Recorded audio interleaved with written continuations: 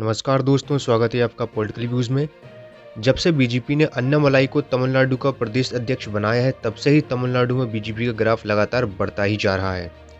भले ही आज बीजेपी के साथ तमिलनाडु की दोनों सबसे बड़ी क्षेत्रीय पार्टियों में से कोई भी नहीं है, फिर भी बीजेपी को उम्मीद है कि 2024 के लोकसभा चुनाव में वो ऐतिहासिक प्रदर्शन करेगी और बीजेपी के इस आत्मविश्वास की वजह है अन्नामलाई।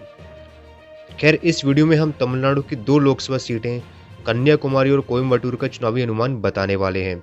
इन दोनों सीटों से ही बीजेपी को 2024 लोकसभा चुनाव में बहुत उम्मीदें हैं। तो आइए शुरुआत करते हैं कन्याकुमारी लोकसभा सीट से।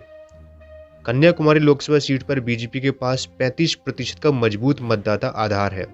2014 के लोकसभा चुनाव में बीजेपी, कांग्रेस, डीएमके और एडीएमके चारों पार्टियां अकेले ही चुनाव लड़ी थीं, जिससे क्रिश्चियन वोटों में बंटवारा हुआ और बीजेपी 37.6% वोट पाकर चुनाव जीत गई।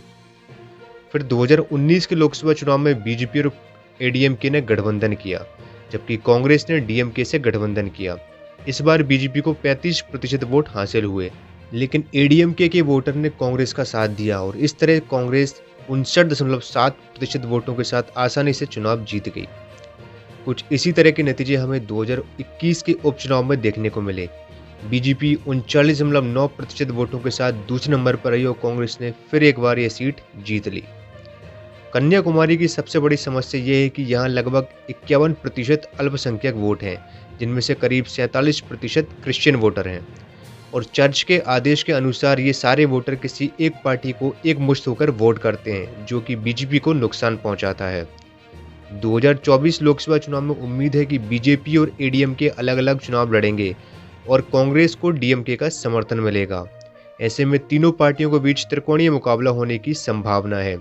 अगर एडीएमके इस चुनाव में करीब 15% वोट हासिल करती है तो मुकाबला रोचक हो जाएगा, क्योंकि ये कांग्रेस का ही वोट काटेंगे। लेकिन फिलहाल ऐसा होता हुआ दिखाई नहीं दे रहा। हमारे विश्लेषण के हिसाब से कन्याकुमारी में कांग्रेस को 40%, बीजेपी को 40% वोट मिल सकते हैं, एडीएमके को 10% वोट मिलने की संभावना है।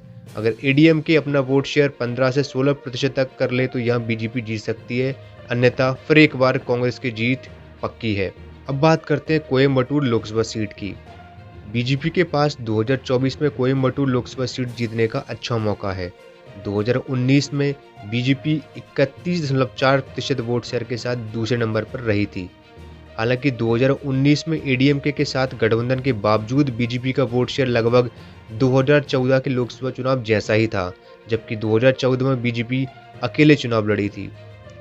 तो 2024 के चुनाव में हमें बीजेपी, एडीएमके और डीएमके के पार्टनर सीपीएम के बीच त्रिकोणीय लड़ाई देखने को मिल सकती है और संभवतः कमल हसन की पार्टी एमएनएम के वोट इंटरनल एडजस्टमेंट के कारण सीपीएम को ट्रांसफर हो सकते हैं।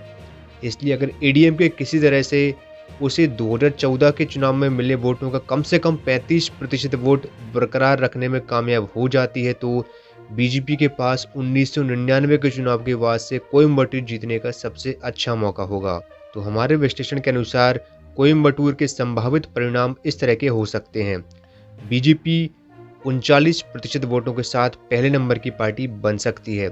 सीपीएम कांटे के मुकाबले में 38% वोट प्राप्त कर सकती है। एडीएमके 13% के साथ तीसरे नंबर पर रहेगी और अन्य पार्टियों को 10% वोट जा सकते हैं। धन्यवाद।